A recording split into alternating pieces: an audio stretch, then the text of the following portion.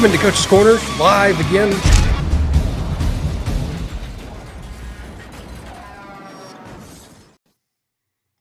Welcome in Friday night edition of the Coach's Corner, brought to you by Broadway Sports Media. I'm your host, Ryan Watson, with my other host, Jonathan Boren.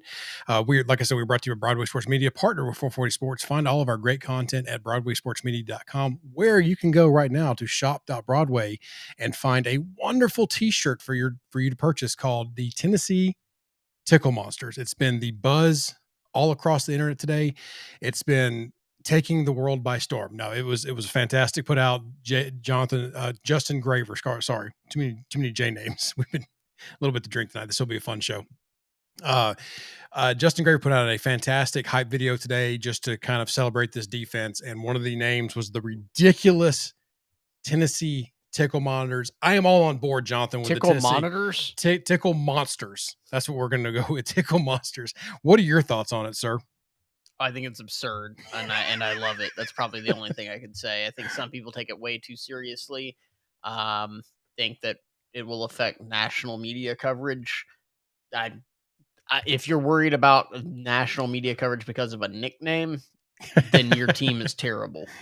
Right. And if you're worried about this going to affect the players, hopefully the players are ignoring anything that the fans are putting out there. It's dumb. I don't even want to call it dumb because I enjoyed it. I had a lot of fun with the day going on, saying things like, if you hate this, then you hate fun, those kinds of things. But I didn't mean it terribly because I know people are going to have issues with it. You can have your opinions on things, and that's perfectly fine. No one's saying you can't. But it's just all good fun. If you don't like Tennessee Tickle Monsters, then TTM for short. I mean, that's what we're going to go with. But their shirts are there. And as I said before, these shirts that you can get from Broadway are super comfortable, super soft. You'll love that you got them. And what better way to have that fantastic design that JG put together for the Tickle Monsters video? It is great. It's a great video. At least go watch it for just his editing. That's Hollywood level editing that you're able to go witness for, what is it, 2 minutes, 20 seconds, a minute, 20 seconds, whatever it is. The length of Twitter videos. I'm not even sure. Just go there and check it out because I think Twitter videos are as long as you want to make them. I thought there was a cutoff, but I'll defer to other people who have actually done Twitter videos before. But go check it out for at least. If you hate the name, that's fine. Go check the video out. It is fantastic work. The soundtrack, but recommended by a genius in our chat, me, was fantastic. It was all good fun today. I hope y'all enjoyed it, and that's what we're really here for. Because and as someone pointed out in one of the chats, and I love this. Isn't it kind of a great spot that as Titans fans, we are now arguing about a dumb nickname as opposed to coaching issues, player drama, especially in a week that in a game where you didn't have Derrick Henry versus the Rams. I mean, it's kind of a nice place to be for Titans fans, correct? Yeah, I would say so. I mean, when you look at everything else that's going on, they've had a rough stretch of games here. It's going to be tough for them to come out 4-0. They came out 4-0 here, and you're going into the game against the Saints here. And look, the Saints are down. You're dealing with things as the Titans, but if you're arguing about nicknames on Twitter, that means that you're trying to give something a nickname. There's nobody that was arguing about what the nickname should be for the Titans defense last year because other than nobody dog crap, cared. Terrible. So that's a good place. To your point, good place to be that you're actually arguing about nicknames, because last year was not a good spot because they were just, and I'll let you say it because you were famous for saying it last year. If they were what? If the defense was just what? Bad. Just bad. The Titans are going to have a much better season. So here in this game, you definitely saw the offense took kind of a step back. I think that was a little bit to be expected, right? With trying to figure some things out. I know they're able to go out and get the legend Adrian Peterson, but obviously he needs some time to marinate in the offense a little bit. He's on there up in age. And if anyone's out there expecting Adrian Peterson to come in here and do Derrick Henry things, I'm sorry, just kind of reset a little bit. He's really just trying to eat up some carries. And then if he gets you a 50-yard, 60, 70-yard game, that's perfect. In a couple touchdowns here and there, that's all you're really expecting from him. You want some of these other running backs to kind of pick up the rest of that load to kind of bridge that gap. Also, you made a great call out that anyone expecting the Titans to really change their offense identity, just completely flip the script, was going to be in for a shock because that didn't happen. No, I mean, they're gonna do what they do. The idea that they were gonna come in here and become, I think my exact words were, an air raid offense was just asinine. Mhm. And frankly, anybody that was thinking that, they don't listen to them. That doesn't make any sense. You're gonna make adjustments from losing a player. You're not gonna install something different. You're not gonna go in there and say, "Oh well, we lost this running back. Let's go wing T. Let's go double wing offense and just go to it because we need to Right. just drastically change anything." No, it's next man up. Right. And Donnie, as you pointed out in the chat, we'll try to do a better job of keeping up. Also, thank you, Donnie, for reminding me. You didn't do this intentionally, but if you're wanting to chat, ask questions about some of the play breakdowns here in a second. We've got quite a few of them we're going to go through to kind of make up for last week. Hit us up on YouTube or Facebook because, as Zach Lyons has said, every single live stream or podcast he's been a part of, Twitter's broken because they won't get their crap together and sync up with Restream to be able to let the chats come in. So if you want to interact with the show, find us over on YouTube, Facebook. We're both broadcasting there as well. I would love it if Twitter is, but if you're chatting to us on Twitter, we can't see it in the live stream, and I would love to be able to talk with everyone. So just get off my soapbox real quick on there. So let's address before we get farther into the game and the plays. Let's kind of address the what happened. So sometimes in life, last week things just kind of happened. It was just crazy. We couldn't get a show together. There were some work related things because I would love to tell you this is our full time job, but it's not. We love doing it, and thankfully we do because we have to really find time to piece things together sometimes and try to bring y'all a good show and be entertaining and all that good stuff. This week it was a little bit different where you had a great opportunity this week, and we talked about it a little bit before the show, and I wanted to just kind of share because the pictures you shared were just breathtaking of where you were. Yeah, I had the opportunity to actually go visit West Point in West Point, New York. There, the Army base, and it was really, frankly, inspiring. And I'm pretty much a highly cynical kind of guy, but being around that, and especially how it translate into the sporting world and just coaching in general, to have a group of 4,400 cadets to be in there and truly be bought into a message. Everybody's got different views. Everybody looks different. The way that they came from, the background that they come from. But to be around West Point, a place that has true history, and I know that there can be some misperceived misconceptions, you may even put a name to it, around, the military. And, it's been a highly polarizing concept over the last few years. But being around a place like that is truly, truly inspiring to see people truly bought into a culture, to a mindset, to push yourself to be great in every second of the day because that is what you were there for. To be physical, to be they would refer to it as a warrior ethos. And I think it translates straight into the sports field about the teams that are truly bought in are the teams that are going to be the most successful. And I think when you look at just to make it Titan centric, I'm glad to you're doing see this. truly what Mike Vrabel is doing, and now the favorite to be coach of the year, regardless of what they endure, they continue to push forward. It's next man up. It is that mindset, that culture that everybody is bought into. And frankly, when people are not bought into it, they're not on the team anymore. So those are the teams we've both been a part of, successful and slightly less successful teams. I can't say I've been on part of a bad team. Sorry, humble brag. But The to culture you see a bring. team that is truly bought in, that is the difference. And so to see all those things translate from, the best of the best at West Point to the sports field, there's a lot of commonalities there. And it was truly inspiring. And yeah, the pictures that you see there, if you ever have a chance to go visit, it's spectacular. Yeah, it really was. I was kind of blown away by how they were. And I'm glad you brought this back to the Titans thing. And again, the reason we didn't go last night is because you got in so late from the trip Oh, and I was just a zombie. yeah, there was just no way. This would have been a completely unentertaining show. I also took the chance to take my daughter to basketball practice, which is I'm always and I hate I love Titans football. I love college sports. I love watching those things, but they are going to always take a back seat to my daughter's athletics as she's growing up because I can't get these Titans back. So I was glad to be able to go to her practice last night and watch her shoot a little basket hoop. So we just decided to let's make it a fun show on Friday. Drink a little bit, have some people come in, some interact. We've invited some other Broadway guys to come in if they want to. I get it. It's Friday night. Everyone's got plans. So we'll see if we have some special guests at some point in time. Max, glad you're here. I was really hoping to see some people. Max, join us if you want to. That'll be a fun bit. But I'm glad you brought this back to the Titans with your talking great. I mean, I'm glad you got to experience that because it's just really good to see when you see one mind of, and not one mind of they all think the same, because people are allowed to think their thoughts on things and everything, but just the drive and the goals they want to accomplish were the same. I think that was your main point. So that was good. And that kind of brings you back to this Mike Vrabel led Titans team where they get down in games and they never give up. Even in some of these blowouts, you always see them fighting. There's never this instance where you see that they just quit. There's little, maybe there's games that get out of hand here and there, but they're few and far between because he just doesn't let his team do that.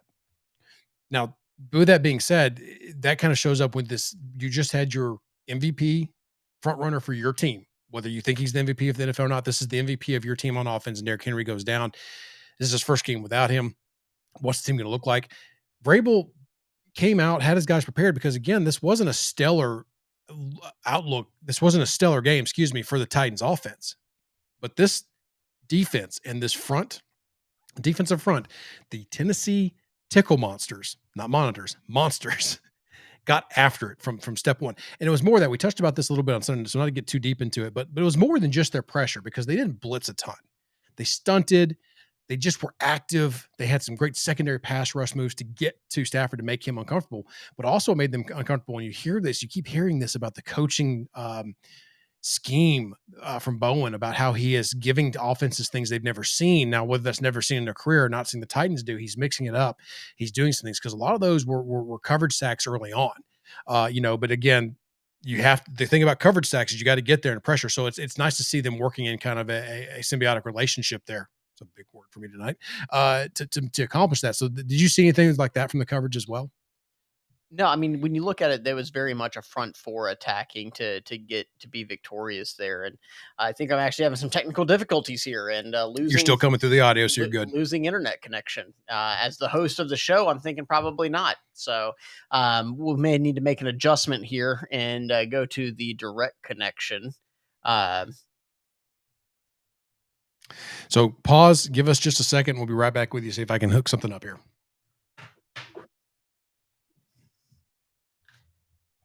All right, so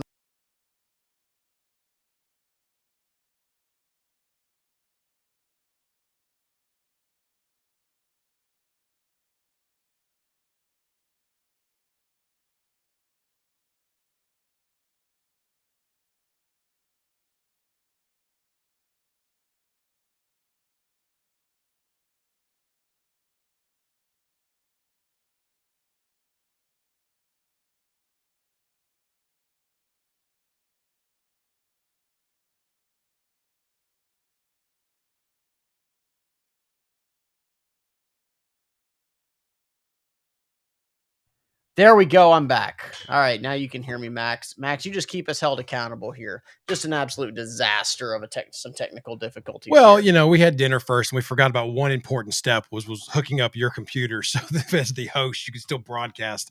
I've got the sound taken care of with my soundboard. You've got the video and the hosting. So apologize about that. Titans Film Room saying the audio is back. If you can, Max is hearing us. Titans Film Room. If you can, we're good. Yeah, well, I think we're good now. Okay, perfect. So carry on. Sorry about that. So soccer goals. Where were you at? So, yeah, now you're going to hold me accountable for that. So you're going to lose. When you look at what the Titans are doing, they weren't trying to do anything fancy on the back end. When you start to see what a good defense is, it's when guys like your ball hawk, Kevin Byard, is able to drop back and he's able to freelance a little bit. I saw a couple of good breakdowns about what he was doing there. I see Titans Film Room. You're on here. The mother or father of the Tennessee Tickle Monsters, not to be confused with the Cumberland River Care Bears. The weird uncle that shows up to birthday parties, Yeah, whatever, absolutely. something. He had some relationship to it.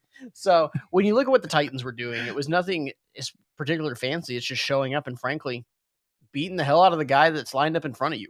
Especially when you look at somebody like Jeffrey Simmons, who is frankly had one of the best halves that you will ever see from a defensive tackle in a game. And to do it in a game where Aaron Donald is featured, Yes, it's admirable. So I think whenever I see here the question, do you think he totally went he admitted rogue? it after the game, Max. Yeah, he actually talked about it. He was definitely freelancing. And when you look back at what Kevin Byard was doing last year, he was trying to do these same sort of things. But whenever you can't trust the people on the outside and around you, you sometimes try to do too much. Right. You're trying to do everybody's job.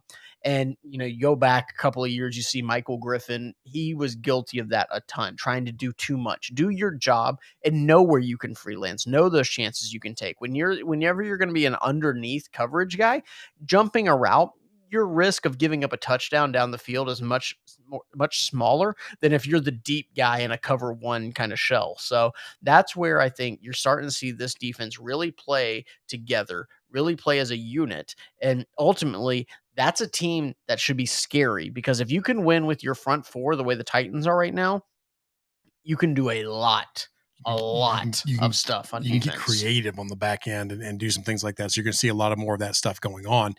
So really good call out by you. And I think you actually called, not to toot your horn, but I think you did call that live during the game we were watching, that you basically said that you didn't think that, not that he was doing anything wrong, but you're like, I think he freelanced a little bit there. And when you're watching the game live, you're kind of at a disadvantage because you don't have the advantage to see the routes and see everything develop. But just based on your understanding of where everybody else was and what kind of flashed in front of you, you just kind of made a comment, under your breath a little bit. And then we dove into it, that you're like, I don't think Byard was supposed to be there, but great play by him. And he undercut, and his film tendency, everything goes into that. So it's a really good job by the Titans there. And that's it. You got so many more guys pitching in on that defensive side right now. That, are they the most talented defense in the NFL? Probably not. But the way they're playing, they sure are, because they're all playing together and they're all doing what they can. Because I would argue that there's plenty of teams that have better secondaries. Defensive front may be one of the best in the NFL, if not the best. The Tennessee Tickle Monsters. I'm going to get that in as many times as I can tonight. And Titans Filmer, if you want to join us and just preach about Tickle Monsters a little bit, you're more than welcome to, sir. But that's good that Byard's able to, more comfortable to be himself, and you're seeing him play at that level again. Uh, Max asked, "That's great, but what happens when the read isn't good?" So you're Well, talking about yeah, when he gambles and loses, basically, Max, I That's think is what that's you're asking there? exactly what I was just talking about, though. I mean, it's talking about a calculated risk. If you're doing that whenever you're the deep safety, then yeah, the gamble is not worth it because you're probably giving up a touchdown. If you're gambling on a play where you're one of the underneath coverage, then it's okay because guess what? You're going to have those risks versus reward, and the reward there was, hey, a pick six if he throws it. I'm going to bait him into this. If he gives it up, then you have Jackrabbit behind you to go up there and make the tackle. So I mean, and frankly, let's play this out. If Byard jumps that route and that ball goes past him, and I think as Robert Woods was able to catch that ball and then breaks a tackle from Jackrabbit Jenkins and takes it the distance of the football field, then guess what? Everybody's sitting here not saying what was Kevin Byard doing. They're saying, "Oh, Jackrabbit Jenkins missed the tackle that gave up the touchdown."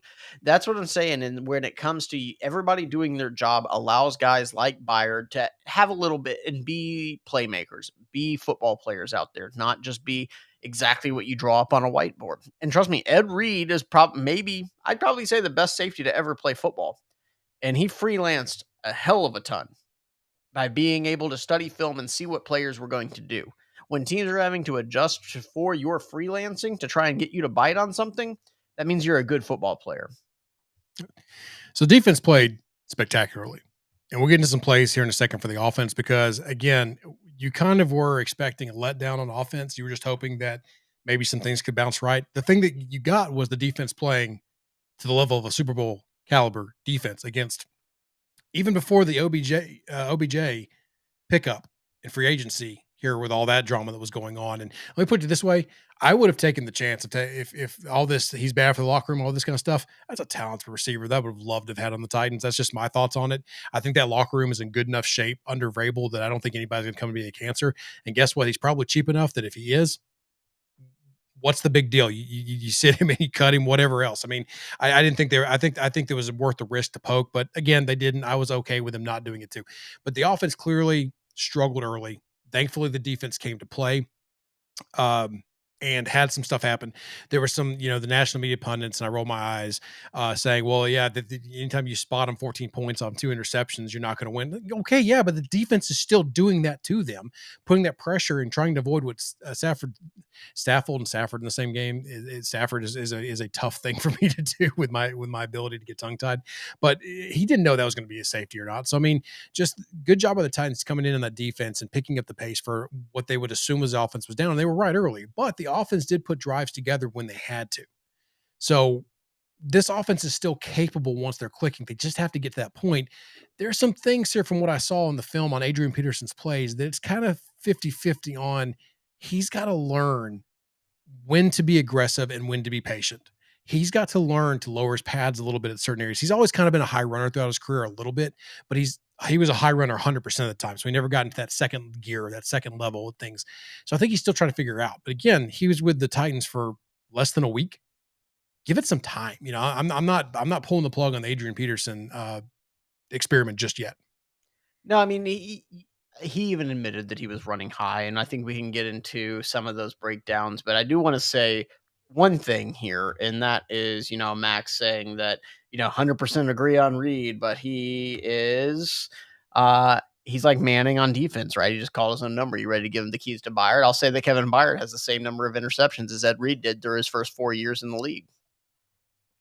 He's in some good company as a defensive back. So, I mean, whenever you look at that, I mean, you're talking about somebody. I think somebody just tried to jump on our stream. I was ready to bring him on, and they left. Who was it? I don't know. I didn't call see him it. out. It may have been Max. He may have Snuck in found here. his way in here. So, Max, you dirty devil. You. Yeah, when you talk about that, I mean, yes, at some point you do give the keys to Kevin Byard because guess what? He is absolutely performing. He had frankly, I mean, it was a mic drop. I don't know if it's right. I made it up on the spot, but it's fine. Most stats are made up. So you looked at me like I was like, "What do you?" I'm not the stats guy. We need JG in here to tell us if that's right or not. Yeah, I had a little bit of a panic moment, but I'm going to stick by it. So ultimately, he has at least 22 interceptions over the last few years, and that yes, you have to give him credit. Nobody wants to sit there and say it's easy to sit there and say he's not Ed Reed, and I don't think he will end up being Ed Reed, but yes, he can absolutely get the benefit of the doubt to go out there, freelance a little bit to make those plays. Max believed in. That's key, kids. Sell it with confidence, and you can get away with a lot in life. So, again, I see Max's not question, but statement about AP going to be cut soon. Foreman is going to be the guy. I did like kind of what I saw to Foreman a little bit. I think that he did run well. And it very well will turn into that. But I think that you've got to give Peterson a shot to kind of learn how they run some of these plays because the Titans have some pretty, I don't want to call it intricate blocking schemes, but it's probably not exactly what Peterson was used to, at least the personnel, at the very least, the personnel he's going to have to get used to. So I'm willing to give it some more time here. A couple weeks from now, I'm going to be with you on that. And maybe it's just past his prime if we're seeing the same things. But I'll kind of get to that here in a second of why I think maybe there's some hope. So we'll get to that just when we get to the plays, whenever that is. Like I said, free for all show. If whoever showed up gets back in the chat, we'll bring him back in here and let just have a good old time on a Friday night. What else you got to do? It's Friday night. You're in your 30s or 40s or late 20s. Maybe it's not time for bar. I don't know. It's been so long for me to know when it's acceptable to go out anymore. So I just stay home and watch Disney movies with my kids until they go to bed. So that's my life. Anyway, enough rambling for me. Exciting. It can be, enough rambling for me. That's all I had to say about the game. Unless you had any other thoughts, I don't want to cut you off. Let's get into the play. Let's get into the plays then. So, and forgive me on this is going to show. I'm going to be a little humble here when say that basically with this first play. The makeup of it when you get into it either looks like it could be inside zone. But the reason I say that is because you're going to watch Michael here go. He's going to come backside and block off this edge. It could be a lead trap from what it is. It could be a midline power that comes through because he could have a kind of a two-way go to Reed. He's either trapping this in man on the line of scrimmage here, and then you got down blocks. But this also looks like this could be a zone blocking scheme as well from what you're seeing from everybody else. So again, I'm just saying that it's either inside zone or it's a midline power here. But either way, what I want to focus here on kind of where the play broke down and why I don't want to blame Adrian Peterson on this. And this happened a couple times during this game. Excuse me. I'm kind of having. This is always great when we have technical difficulties on the show. I'm not iPad friendly, and this little bar is up, and I can't scroll anymore. So, oh my gosh, you're just breaking it here. While you're figuring that out, I'm going to see if we can bring in here. Somebody's in a car? I think Easton Freeze is in a car. Easton, are you there? Hello, can you hear me? We can hear you. What are your thoughts on the Tennessee Tickle Monsters? I love the Tennessee Tickle Monsters. It's a great nickname. I think that it's been the highlight of my day, watching everybody, all the wet towels of human beings, wet blankets of human beings on the internet go crazy over it. It's clearly a joke. It's really funny. If you watch the video JG put together, it's really funny. It's I guess just dumping a laugh every once in a while because it's really funny. So whenever we're doing some play breakdowns here. We just got done talking about Kevin Byard and his performance in the game and talking about the freelancing. What's your opinion on, do your job versus, go out there and make a play? Well, you have to do your job at the end of the day. As long as each individual job is done, that's what you're asking for, right? And so when you look at a defensive unit as a collective instead of individuals, they have there's a laundry list of assignments that they have to accomplish, and there's a hierarchy to what is most important. And when you get those fundamental things covered in a way that allows one or two individual athletes to go and make an athletic play, there's obviously nothing wrong with that.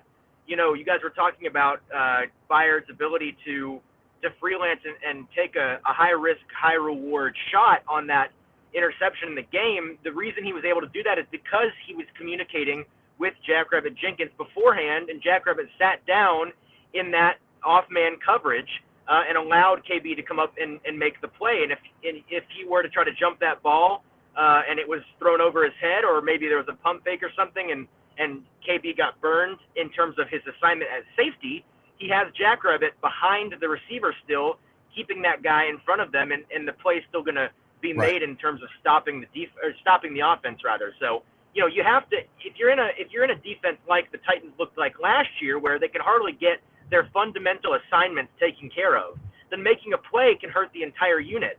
I think you see that a lot in guys like Trayvon Diggs with the Cowboys defense. The defense with Dallas, I don't think it's as great as it is made out to be in terms of the leap they've made this year. And a guy like Diggs, he takes a lot of high risk, high reward shots at cornerback, but he continues to put up big numbers in terms of interceptions and PBUs because quarterbacks continue to throw the ball at him because they know he's taking these risks, and the defense is still porous. And so he's also giving up a ton of yards and touchdowns, right? And so it's situations like that when you have a solid unit like the Titans do, taking those high risk, high reward plays aren't going to burn you on the back end. That's good points there, Easton. I mean, and then you kind of have to have this trust from it. So that's definitely what we were trying to convey. So thank you for hammering that point home for us, because that's what Byard's able to do this year, and have the trust with Jackrabbit behind him. That communication, as you so rightfully pointed out, there is at an all-time high, and that's what's going to keep this defense going forward. All right, Easton, it sounds like you are driving. We appreciate you joining us tonight. So drive safely. I see the lights flickering in the background, and we don't want to get you arrested here. So drive Easton, safely. We'll have you back on soon in an actual, when you can be in and participate in the tape breakdowns. I think you'd enjoy that quite a bit. Thank you, sir. Sounds good, guys. I'd love to. Have a good rest of the show. Thank you, sir. So we're about to have some other Broadway guys pop in here just as we go. We'll kind of bring them on and have a fun show here. So again, and now as I start to go through the show, I kind of did this pretty quickly. 1 second. I need to. I'm a big thing of accountability, and my made-up stat proved surprisingly to not be true. Ed Reed did have more interceptions. He had 27 interceptions in his first 5 years. He had 34 in his first 6. Kevin Byard, though, I will also say, did not play his first year, but if you were accounting for it, he has 23 in his first 6 years. So, shocking to no one, Byard may not be Ed Reed. Yeah, but he's still a damn good football player. Still a damn good football player. So this is, on further review, this is a power. And basically, just to kind of talk through some things, and if y'all saw me drawing up as Easton was talking there, what you're looking for is you're looking for a down or a back block here from your defensive line. You're looking for a down to try to wall that off to keep them out of the play. You're looking for, this essentially turns into a double, but you're looking for them to drive that defender back. And your target for that double team between Jones and Brewer is for the backside linebacker. And that's where they're going through. You're also essentially going to have another kind of combo block up here to this front side backer to cut that off. So, and this is what we talk about when you're talking about drawing plays, that if you stop here, everybody at the point of attack is accounted for, right? Looks like it's going to be a pretty successful play.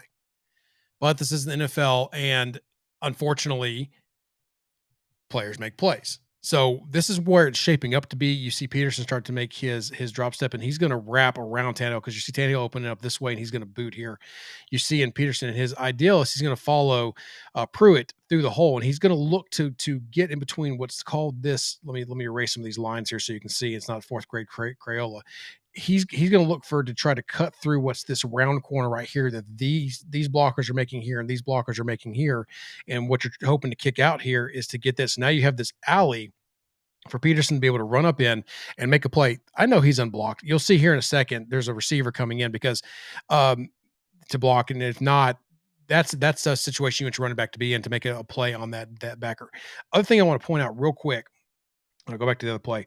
We talked about earlier about the Titans not going to change their ways. They're going to they're still in a tight, condensed formation with two tight ends on the field. They're not really changing what they do. They're just trying to plug in a different player and see if they can get a result out of it. So this is what they're trying to do. So let's go into one more clip. And you see here, if I can get it to quit bouncing around, you can see here now, NFL players make plays, right? So now you're seeing Donald has beat Saffold right there. And if you look, Peterson doesn't even have the ball yet. And he's dealing with this, one of the best defensive linemen in the league, right in his face.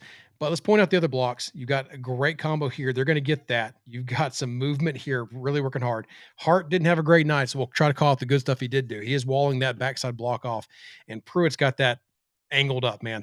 The only problem is now you've got one of the best defensive tackles in the league sitting there looking right at Peterson as he's getting the block. And just to kind of go back, if you look here, you can kind of see that Saffold has a good first step. He's in there, and then he doesn't bring that other foot with him. He doesn't get rebalanced there. And Donald's already, you see him grabbing. I don't know if that's clear. You can see him start to grab the arm there of there, and he's going to pull and swim. And Saffold, a little unbalanced, kind of falls susceptible to it, and that's what gets him free right into Peterson's face there. So go on to the next play. Now you're 3 yards back in the backfield trying to make a play. Peterson is able to spin out of it. But what I want you to see here is you've got Swaim coming off on this linebacker. I know he's starting to cut back because Peterson's already in the middle of a swim. So you're going to get a little flow here. So things are going to look a little skewed here. But my point is you've got this block here. You've got a great seal here by Quessenberry. You've got a seal by Jones. You've got Brewer. I almost said Davis. You've got Brewer cutting off that. So everything's going to get cut off. If this isn't there, this is going to break. This is going to pop. And this is what I said. You've got AJ coming in here to put a block, and now Peterson can make a move. And this is going to be a big play. So we talked about how there can be just one thing that throws off a play from time to time. This is one of those examples. So Adrian Peterson is able to spin out of it, get some, but unfortunately, since everything's being blocked this direction on the field anyway, he's not going to be able to get much because everybody's expecting this to go the other way as far as the blockers. So now you're sitting here stuck, and he's got nowhere to go. Pause, see if my co-host wants to chip in here before I go on to the next play. Doing a great job. We did have a request specifically for the breakdown of Bobby Hart's play, so I hope we got a lot of that coming here. Yeah, there's going to be some Bobby Hart coming, and then that's why I kind of want to be nice on one play. He does let somebody loose here, but again, that's a tough position to be for tackle to be in because this play, this isn't supposed to be here. This is supposed to be out here. This is supposed to be breaking this way. And this is a tough block. You see Julio's done a good job cutting off. Now, really what should be happening is a foot race for the old Peterson trying to put a move and see what he can do on that guy down the field. Because I'm fully expecting that AJ is going to get that block and cancel that guy out. So that's kind of the problem there. And then he gets tackled for I think it's no gain. I think he was amazingly got back to the line of scrimmage somehow. So then that's not on Peterson. That's not a rust issue. That's the fact that Aaron Donald was just in his face immediately. So I'm going to forget kind of the order of some of these plays. So we've got kind of a midline lead here from your offensive line as they start to block here, and we go into it. Again, tight formation. When you say things like midline lead, just middle of the line, just being very basic. It's just kind of a lead, a dive play here. The blocking up front is it can be kind of a gap kind of blocking where you just kind of take what's in front of you, and you know that you've got responsibilities coming up. As I'll go to this next clip, you see here. Pruitt's blocking out. He's got man on responsibility. Quessenberry's got man on responsibility. Swaim has got man on responsibility through that B gap there to go through up into the linebacker. You've got a double or backside block here working up to this backer, and these guys are blocking out their man on backers. I said gap earlier, but I meant man on. I apologize. So they're man on to block there. And now, again, let's stop this. Does everything look like it's going to be blocked up? Do you have a hat on a hat and everything's accounted for and what could be a successful play, right? That's what it's looking like. So go on to the next play. And unfortunately, you do have Swain blocking up there. You've got Pruitt blocking out there. Brewer is working, but this backer has come to here, kind of plugging the gap a little bit there. So that's not ideal. You would like to see Brewer at that angle to cut off here and keep him somewhere out here to make it real easy for Peterson to see where the hole is. Jones doing a fantastic job. Saffold holding his water there. Hart out here holding his water on the edge. So you see Adrian Peterson. This is why I think he's still kind of got these athletic cuts to him. See how low he's getting to the ground. So he wasn't high all night. So he's getting into his cut here. Doesn't look too bad. Just talking about how low he is in there.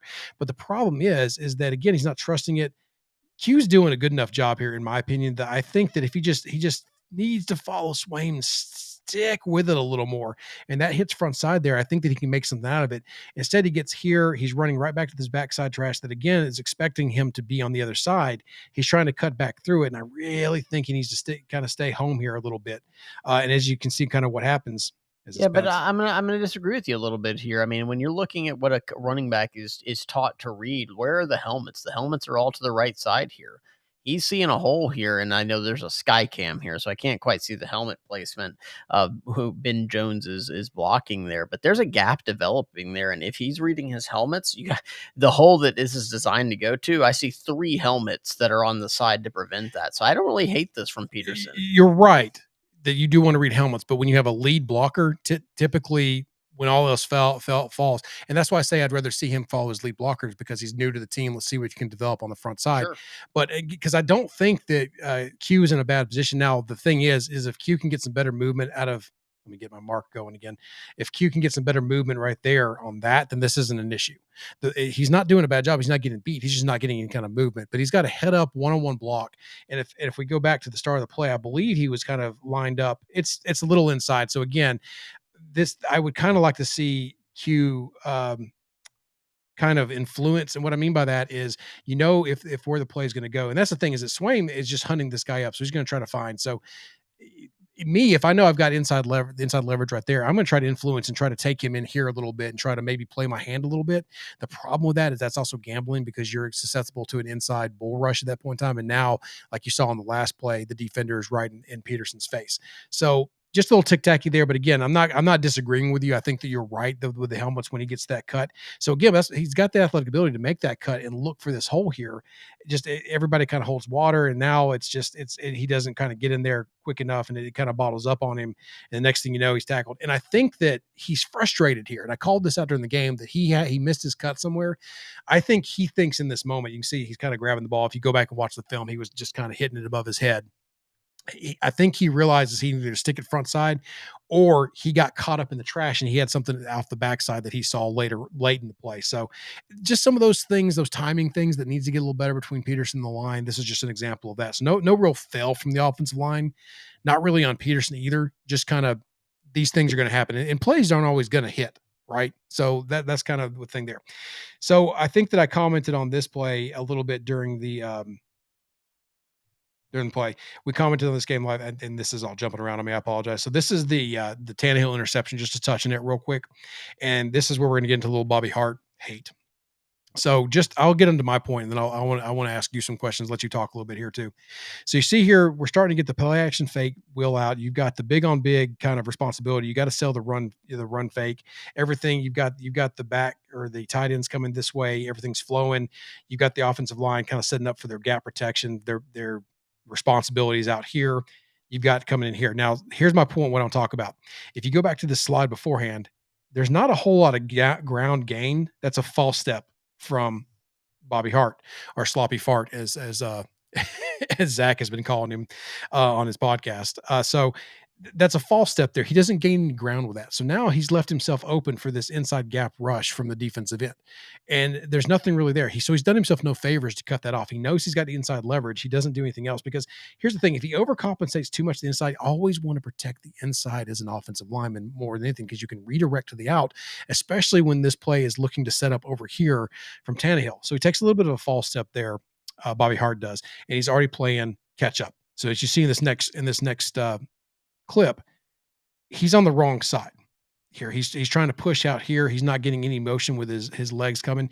He is completely turned the other way. I would love to see him more turned this way, kind of a thing. And that's what I expect to see there from him to kind of give that nice pocket. Um, so I guess someone wants to ask out there, why doesn't Pruitt help out there? Sure, that's not his responsibility for this play. See where he's looking. He's looking out here, and the reason he's doing that is in case there is a blitz off this backside gap. You want to protect for that because that's an athletic linebacker coming off the backside to the blind side of Tannehill. So you want to protect that. So he's got his own responsibility to look for. This is also a more athletic person here as well. So he's got his responsibility as a 1-2 out here where Swaim is taking number one. He's looking for the number two trash. Actually, it flips into the first there, second, just however it goes. So that's what they're looking for. Everybody else holding water, protecting their gap, responsibilities there. So you start to see this break over across, and that's where now he's able to get into Tannehill. If you notice where Tannehill, I didn't get the clip. I apologize. I thought I did, but Tannehill is not able to step into his throw. He just basically real quick shuffles his feet to get a little wider, but he's not able to step into it. He's not able to get into kind of even power out here throwing a deep out. It's a tough throw. And now it's tougher if he's doing it from this hash mark, but it's still tough. It's still one of the tougher throws for a quarterback. And you really got to put everything you got into it. And if you're going to miss, you miss wide. You don't miss inside on an out route like this. So because you couple this with he's got this, he's probably shortening his arm throw. I thought there was contact live, but there's not in the clips that I was able to find. He misses his arm completely, but it's still right there. And from he's shortening his arm motion, he's shortening his feet. He's not able to step through, put any power on there. And unfortunately, when you have that situation there, when you have one of the best corners in the game, regardless of what your feelings are on him personally, he's a very talented individual. You throw it out there, you throw it behind, you throw it late with no power on it, and Ramsey's going to step in front of it and pick it off, which is what happened. Yeah, and I mean, ultimately, I think that's one where Tannehill saw something flash across his face, and he panicked a little bit and threw it to the first guy that he was going to. I mean, there were other guys that were open. I don't feel like even with a better throw, that pass was going to be completed. I'd like to see him come off of that, but again, pressure impacted the play. Just like when you talk about what the tickle monsters are doing on the defensive side, there, you look at what the Rams are able to do and where pressure can impact a quarterback. I think that's what you saw here. Yeah, and I kind of circled it there. You've got Julio Jones on the backside coming across. It was kind of a modified dig route, a kind of a curl right there and back on the left side. So if he's able to step around that pressure and not to go back a slide, but you see where this pressure is kind of in this area. If he's able to step over into the left a little bit, come off of this read here, and then look back across the field, he probably has a completion to Julio Jones, who's just one-on-one with the corner here backside. It looks like, again, I don't have the wide. I should have grabbed it, but it looks like he also has a route out here as well. He has an option. So again, Tannehill's not perfect, so this is a little bit on him, but I just want to show why that play was, it doesn't get complete, no, but I think if he's able to step into it and throw it more to the outside, it's at least not an interception. Yeah, no, exactly. I mean, but again, you're not trying to throw incomplete passes. You're trying to throw completions. And so I think without the pressure, he's probably moving off of that mark and to a different read. Right. So next play up, one of my all-time favorite plays in football, the counter. And I love this because you see here the very first thing is a little deception because you have Adrian Peterson is stepping this way, kind of a little jab step. If anybody has the basketball, that just he's trying to have a false step to the left, and then he's going to bring it back right. What he's looking to do, here's his second puller through the hole in Pruitt, and he's looking to follow that block and read that block up in the hole to figure it out. And let's take a look at what the other offensive linemen's responsibilities are as they go through. So you've got, and I want to point this out too before I get away from it. Out here, this is just a masterful job by Ferkser. He comes inside to set up to make it look like he's going to block this guy. And if you watch the play live, which we'll figure out if we can do that, and have actual clips to go back and play. But he does the same thing where he steps in front of to make the defender think he's going to block him. Then he goes out to block his responsibility, slows up just a little bit. Then he comes down the line and he's set up for the puller Saffold to just, it's a big man on a little man, and that's a block you want your offensive guard to see. You're also thinking, I've got a free rush, and he maybe he doesn't look inside and he gets cleaned up by the guard there. You also have again Q a little one-on-one there, but you've got you're down, and you would say, well, are they going to go to this front side backer here? No, they're not. They're going to go and try to block any trash back here. that's what they're aiming, because they've got to try to block anything coming through here, because there's a vacated gap here, and I've got a lot of trash on the screen. I apologize. But from where this offensive lineman is pulling, where I see Seth, Bobby Hart there. you see Bobby Hart. You said you had a lot of trash on the screen. Good point. Good point. So, but this is where this is a susceptible gap that's opening up right here, because your offensive lineman is pulling and go this way. So, a couple things have to happen. The front side offensive lineman have to really, or the backside, excuse me, Hart has to do a good job cutting this off and keeping this person at bay, because this is a free run as well. You also have to, as the center, be able to look for this gap as well, because you're essentially down blocking. It's not really a double team, but you're down blocking, you're cloud blocking, a gap blocking kind of thing. So it's whatever shows up. So if this defensive lineman goes back here, Jones steps on, and the Brewer's going to climb. If the defensive lineman stays front side in that front side A gap right here, then if he stays front side on Brewer, then Jones is going to climb for the backside and protect this backside gap there. So that's what's kind of happening here. And then last, before I move on, is Swaim. You see him giving a hand because he's trying to help close that gap down. And then he's responsibility is to get back out here. And if anybody's crashing hard, he's just going to get hands on, try to hold them out.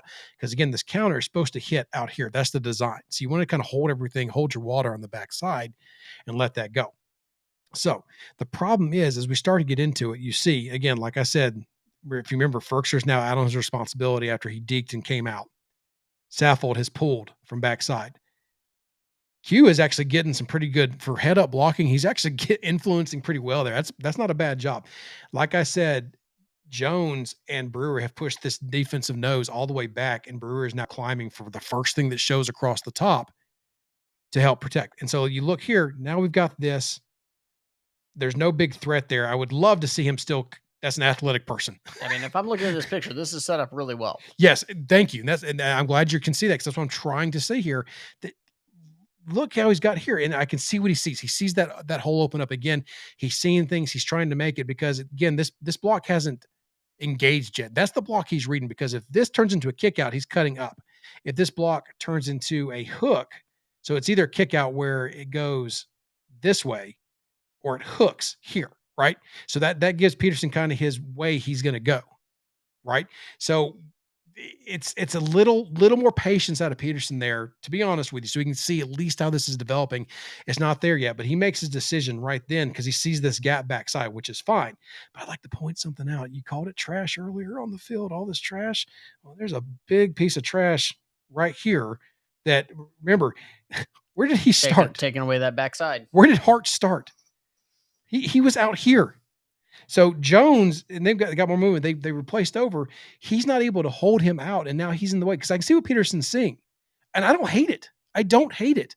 Yes, is it great? I think there were some other, and I'll give him credit. I think that the Tic Tac Titans had a good breakdown about this same play earlier, and I'll give the credit there, and that he should have stuck with it. And I agree with him there.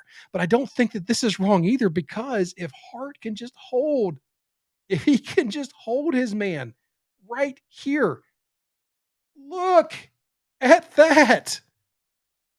And you're setting up here where you're going to get a chip here. You've got probably this blocked here. one-on-one with the safety here. Yeah. And that's what you want from your running back in this scheme, is to be one-on-one constantly with a safety. So it's breaking up really well. So you combine the fact that Peterson reads it. And again, watch, he's into his break now. This was my point when I talked about that this week. He's into his break now. He's already made his cut. He's made his decision. Whether he should or shouldn't have stuck at front side is no longer an option. Maybe he should have, maybe shouldn't. He probably should have, because as you see this going on, there is a lane that opens up and he can squirt through, and you're going to have a big home run play. Do not disagree with that. But it also looks like it's going to be here. And if this freaking block here can just be held on the backside, it's still a home run. And that's two options on one running play for the Titans. So in a play that doesn't gain anything and leads to more frustration from this fan base, and that the offensive running game wasn't going. And you look at this when you run the playback and look what they had. Now you can see, now that Pruitt's engaged, he's definitely got the hook going. That the helmet's on this side, so I'm not sure Peterson still doesn't make the same read, to be honest with you. But Pruitt does get there, and he's at least flattened out. What I mean that you don't read in the counter. Yes, you can read helmets, but you more want to read the shoulder pad of your blocking offensive lineman, because if his shoulders are turned this way, so just imagine that shoulders and the head going this way, you read it as a backside cut. But if the shoulders are parallel-ish to the line, you read that as a hook block, essentially. I mean, that's, I know it's let's different. rewind to the knowing who makes this tackle. Let's rewind to the beginning of the play. One more. There we go. Let me clean up a little bit. Sorry. All right, go ahead. All right, so we look at this positioning right here and where Bobby Hart is set up. One of the few things you were coached at, even at remedial offensive lineman, is what? Cross your face. Don't let them cross your face. We didn't plan this. So if you want me to prove a point about how remedial that rule is, I didn't say, hey, let's talk about this coaching point. It was explicitly, what's the remedial thing that you talk about? Don't let the defender cross your face. Right. And look where his helmet's at here. Yeah, and where he ends up. He's letting him cross his face throughout the course of this play because he's got to bring this foot up and be aggressive and really look to fight here. He just doesn't have that in him. He was frustrated all night, but he didn't do himself any favors with his form. So I get it. If you're not the strongest guy, that's fine. Bring some technique with you. Yep. And if you're not a technical guy, be a mauler, but play to your strengths. And I think that Hart was trying to be a little bit what he's not, which I don't really know what he is. But again, trashing on him a little bit here. This is because look, and you can kind of see the progression here. Go from there. He's crossed his face and look at the body lean on Hart. That's not good. Yeah, if you're standing fully up straight, He's being bent back. Yeah, in a run blocking play, you're in trouble. Not good. Not really good. So now you see the his responsibility, who is supposed to be held out here, is now making the play. And just look. I'm going to beat a dead horse here. It's a home run. Maybe. Peterson, 20-yard gain. Okay. Shooting for 20-yard gains here. So that's that play. And that's the frustration I was talking about earlier about you have Peterson, all that good stuff. And I won't go through this because I pulled a lot of these plays because I plan on doing an article all week and I may still put this out. If you're listening to this podcast tomorrow, come back, read on, I do want to touch on one more play just real quick. The Peterson or the Tannehill fake, which I think, let me go ahead and get down to it.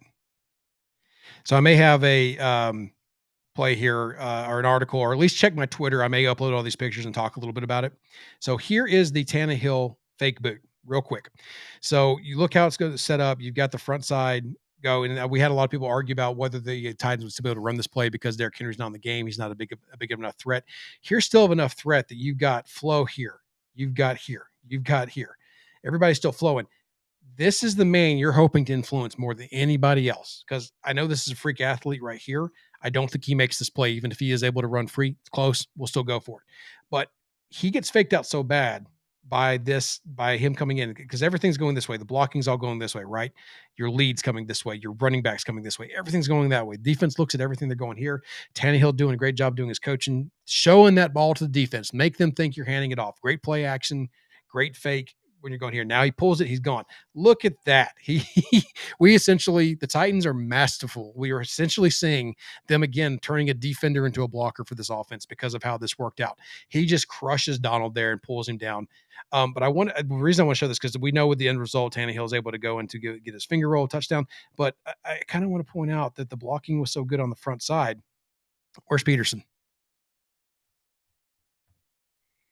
I know he didn't have the ball, but if you watch this live, he didn't know until Peterson was already at the goal line.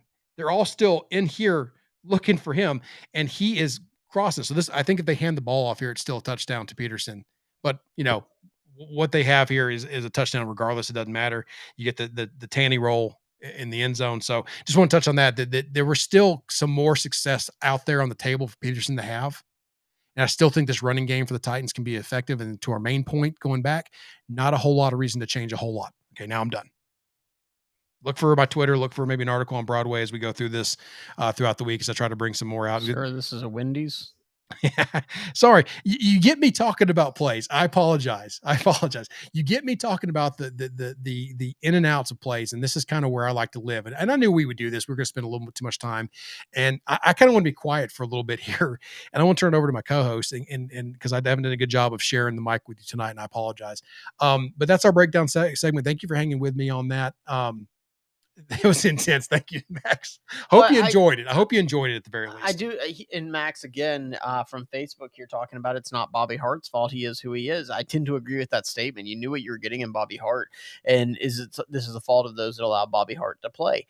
I think there's some truth to that. The fact is that you drafted a tackle in the second round who barely sees the field except for specific plays and Goal line plays. yeah, and you're not setting yourself up for success there. And the Titans continue to win, and they are all in over these next couple of years. And frankly, this next 10 weeks is the biggest thing you should take from this, in my opinion, is the next 10 weeks will really show you what the window of opportunity for this team is. I've been on record as saying that this is a team that's built around Derrick Henry, and that the fact of that, because it is a running back position, Father Time is undefeated, and that eventually his body will start to give out, Right. and his shelf life is much shorter than a quarterback. So your window of opportunity is, in theory, a lot smaller than it is if it's a quarterback that you're building your team around. So with that said, these next 10 weeks without Derrick Henry is going to be real telling about what this team is without that monster in the backfield. So this is Tannehill's opportunity. If he can prove that he can carry this team sans Derrick Henry, but you can't do that if you continue to miss on draft picks. To have 2 tackles drafted in the top 2 rounds the last 2 years, and neither one of them be able to give you any sort of viable product on the field, that is something to be absolutely questioned. Does it mean that they can't win a Super Bowl? I don't think so. Does it mean it's probably harder? Yeah. Sure, but weird things happen. This is the NFL. If anything else, look at these last 3 weeks. Look at the teams that have been losing. Look at the teams that should have been winning. Look at last night. I mean, even in our pick'em article, which if you're not reading, I try not to look at last night. It's please. just a philosophy in life. But as far as the Ravens and Dolphins, anybody can win at this point. I mean, they're proving it. The Jets game earlier, I know the Titans were injured. Let's not get into it too much. But the Jags beating the Bills. It's just the NFL is weird right now. But standing amongst the top of the rubble is the Titans, and the one everyone wants to say because they're doubting what the Titans can do without Henry, and that's fair. I think that if they hold their water and just continue to do what they're doing, they've got it set up here to where they can make a run to have a high seed, the number 1 seed in the playoffs, and possibly get Henry back, and then all bets are off, baby. And I would agree. I mean, if you want to do the glass half full perspective here, it is that, Derrick Henry is going to come back and he's going to be fresh with 10 weeks of rest while the defenses are out there getting tired. But it doesn't excuse the fact that there have been some major misses in how they have built this team. The fact that you cut Dennis Kelly, so you're playing Quest out at right tackle, where he's a guy that could come in possibly at left tackle in the instance that Taylor Lewan gets injured. So yeah, there is absolutely viable concern and criticism to put out there about how the team was constructed. But I will also agree with the premise. Bobby Hart is who Bobby Hart is. If you're expecting to be more than that, then sorry. But if you're a good team, the way the defense is playing, can you still win games with them? Yes. Sure. Especially with the schedule that you have coming up. But be thinking that you got to where you got without having to play Bobby Hart. With all the injuries, they got let the tickling commence. Tennessee Tickle Monsters coming in and joining us. Thank you for whoever created that today and keeping up with us. We really appreciate it. But real quick, let's touch on the like you said, the rest of the season matches up pretty well. And you're good about we are running a little long, and I apologize about that. I went off a little bit tonight, so sorry. But since you're able to kind of put thoughts together pretty quickly, a lot better than I am, what's your thoughts on this first game? It's an easier schedule than what they just had to go through, but they've got the Saints up first. And the combination of quarterback they're putting out there, if it's going to be Simeon, is it going to be Taysom Hill? What are your thoughts on this game just overall? Well, I mean, right after I just said that, can you win games with Bobby Hart? I think a guy like that is kind of the pin in how this game goes. Can he hold up there? Because ultimately the Saints are very depleted on offense. Not only are they missing their starting quarterback in Jameis Winston, Alvin Kamara is not going to play in this game. So whenever you look on the defensive side, the Saints defense is a very good defense. They can go out there, they can attack the passer, they can stop the run. They are loaded all over. They have a really good cornerback in Marshawn Lattimore that can take away a number 1 receiver. So what are they going to do? What are you going to see from there? Can they still win games? Absolutely, because of how good that defense is. I think you're going to see some ball control offense. They're not going to mix things up a ton here. My worry is if you start to see a bunch of trick plays that start to come out, the coaches may be telling on themselves a little bit. They're a little bit worried, and how can they steal points out there? There are times and places to run plays like that, but I would like to see them try to start continuing to establish the run. If Adrian Peterson is just rusty, get the rust off of him. Yep. Otherwise, Dante Foreman has really shown some promise in the way that he is able to run the ball. The one thing I would say about Foreman in his previous stops, ball security is a bit of an issue. He's had some fumbles here or there, and so I would like to see him continue to work in if he is your best option as a runner. But I think the offense has to get something going here. The defense, I think they'll be able to get after Trevor Siemian. I don't think they're going to give up a ton of yards on the ground. I mean, Ingram at this point in his career is what He he is what he is. is. He needs that change of pace. So Titans, this is a must-win game in my opinion. You've got, if you really truly want to be the number one seed in the AFC, you got to win this game. Another team that is just as depleted as you are on from the major injuries that you've had to deal with. You have to go out there and win this game. Yep.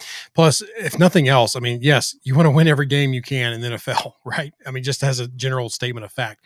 But from the Titans' past, how many times do we see them win the games they're not supposed to, turn around in the game they're supposed to win, and lay a egg? Almost cussed there. You almost got me to cuss on the show. Lay a freaking egg in the next game.